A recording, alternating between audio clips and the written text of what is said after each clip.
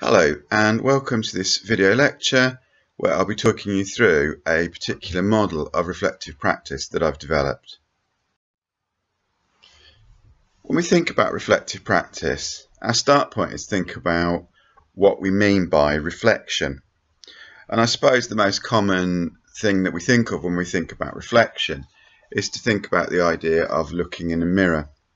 When we look in a mirror, we can check that our makeup's all right, we can check that our tie's straight, we can check that our hair's laying as it's supposed to. So the mirror kind of shows us what we're not able to see without the mirror. Now there is a bit of a danger in this sort of staring into the mirror idea, and this is captured by the old Greek legend of Narcissus.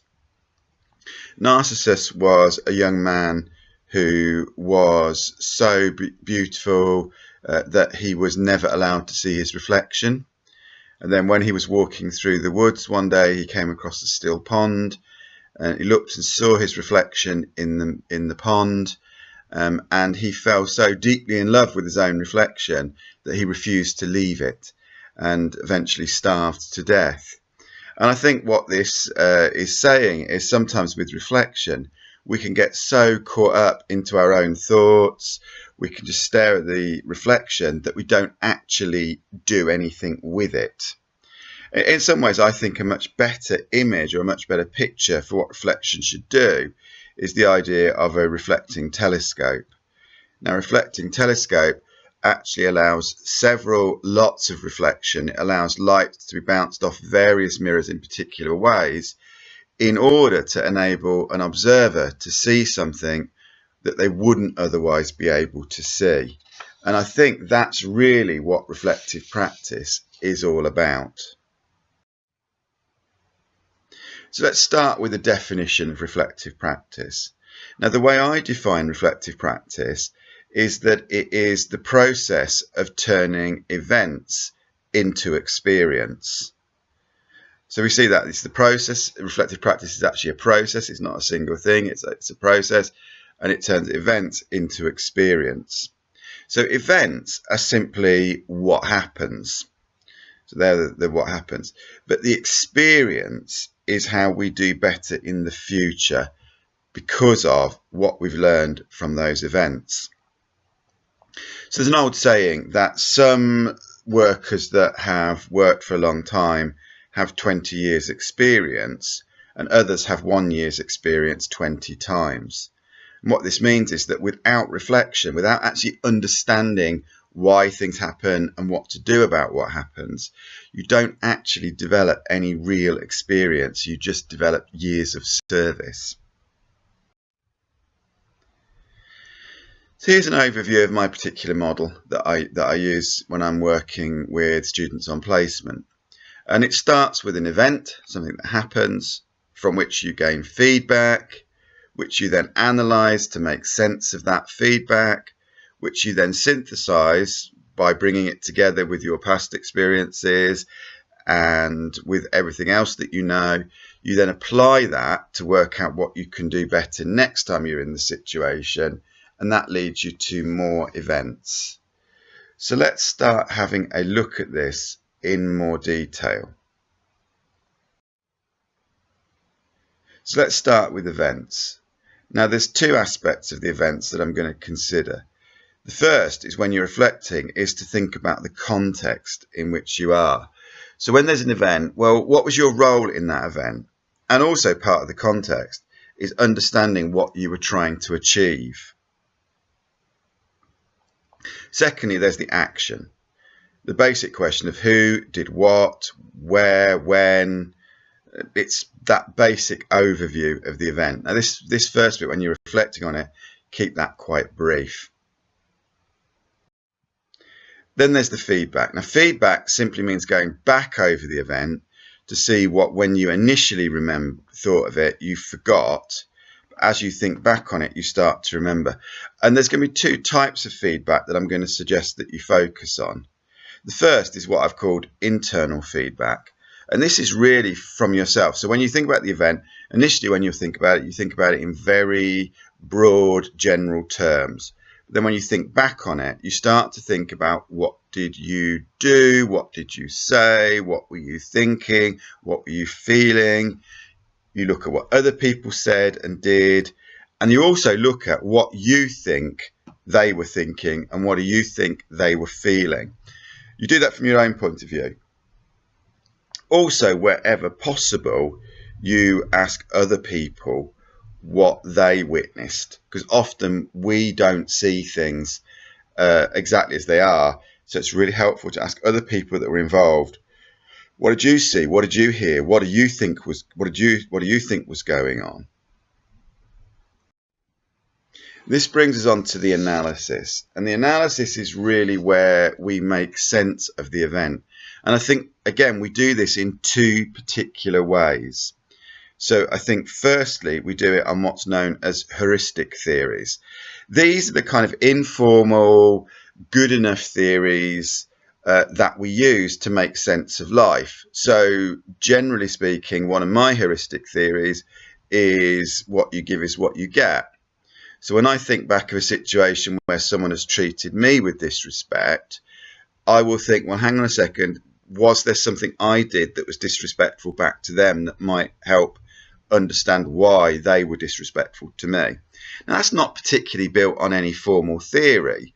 That's just my personal view of what sense I make of the situations that I'm in. But then you also use the formal theories. So you use the kind of theories you get from textbooks, you use the kind of theories that have been researched. And again, you use those to analyze what happened and why it happened. And that's the analysis stage, is really to try and make sense of what happened. So this then brings us on to the synthesis stage. And the synthesis stage is where you're going to start to bring together all that you learned from this event with everything you know from previous experiences. And again, you're going to do this in two ways. So firstly, you're going to start with sense making. So you're going to try and make sense of the experience. You're going to try and say, well, okay, now I've understood it, now I've analysed it, now I think about how it fits with everything else that's happened in my life, and everything else that I know, how do I make sense of it? But that's also going to lead to change making. And change making is, when you're in the event, you would have felt one way. When you reflected back on it, you would have felt another way. When you start to analyse it, you would have thought and felt a different way. And now you synthesise it all together. You should, if you're doing this process well, notice your thinking and your feeling begin to shift about the event. Often an event that felt really horrible at the time may well become one about which afterward, when you reflect on it, you get a genuine sense of pride and achievement that actually you did far better than you thought you did. And then this leads us on to application. And really here, you're going to want to do three different things when it comes to the application. You're going to say to yourself, well, okay, based on my prior knowledge and skills, based on what I brought into that situation, based on how well I handled it, what I did right, what do I want to keep doing? Because remember, you will have used existing knowledge and skills in that situation, and you will have done something definitely, even in a situation that went mostly wrong, you will still have done certain things that went well and went right. Secondly, you want to think about new skills. Okay, from this experience, what do I know now that I didn't know then? What am I able to do now that I wasn't able to do then? And then finally, think about progress. So when you're in that situation again, next time you're in a situation like this, how do you want to think, feel and act differently? So you don't have to change. Sometimes it might be, well, actually, if I'm in this situation again, I'll do exactly what I did last time, only this time I won't feel guilty. Or I'll do it the same as I did last time, only this time I'll do it in a slightly more confident way. So it doesn't have to be that you'll do anything radically different. So there's the process, the stages. You go through them in a particular order, although actually sometimes, interesting enough, you can start in a different place.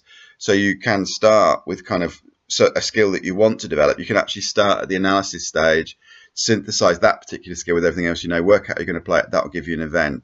So, you can start anywhere on this cycle. What I've got here is a very simple way that you can actually use to record a reflective practice. So you set up a sheet that's like this. It doesn't have to have the colours on it, but it's got these boxes where in the middle you say, okay, what happened? You write in that red box, what happened? In the green box, you start to write about, well, okay, what's my feedback when I start to describe it in detail. In the orange box, you write about how you understand that, how you make sense of it, how you analyze it. In the synthesis, you start to work out how to draw that together with the other things that you know, other experiences you got. In the application box, you talk about what you want to do differently in the future. That will take you back to a new event when you apply what you learnt this time round. And I guess what that looks like is it looks a little bit like this. There's you have an event, you get feedback on it, you analyze it, you synthesize it, you apply it, takes you back to a new event. But this is actually a process that is leading somewhere. When you start out with any skill, the reality is when you first use it, you are pretty incompetent at using it. But as you reflect, as you put yourself in more and more experiences to apply these skills and learn from them, you develop competence. You can now do it, but if you're merely competent, if competence is all you are, you can do it, but it's hard work and you have to think about it. You practice that and you become proficient. You're actually able to do it without really thinking about it, and most times you do it well. And if you keep practicing this, putting yourself in that situation, reflecting, going through it, you will eventually, after hours and hours, after hundreds and thousands of hours of practice, you may well achieve excellence, where you can do it with very, very good results nearly all the time. And the process, I guess, works a little bit like this, that, you go through that cycle, you're spiraling through it, you put yourself in that situation again and again and again. And as you do that, as you cycle through those 5 stages of the reflective process, keep putting yourself in those situations, over time, you will develop from incompetence through all the way up there to excellence. So let me finish by saying that reflection takes courage. It is easier in some ways just not to bother. The honesty that you need with yourself makes this a very difficult process to engage in. But as Baden-Powell, the leader of the Scout movement, the founder of the Scout movement, said, that if you don't make mistakes, you'll never make anything else. And I think, what I'm going to encourage you to do is to put yourself in situations where you can risk getting things wrong, but then learn from it. And then my final point here is, look, don't settle for mere competence. Be aspiring, be aiming for excellence. And remember, there are no shortcuts to excellence. So thank you for listening, and I hope you found this useful.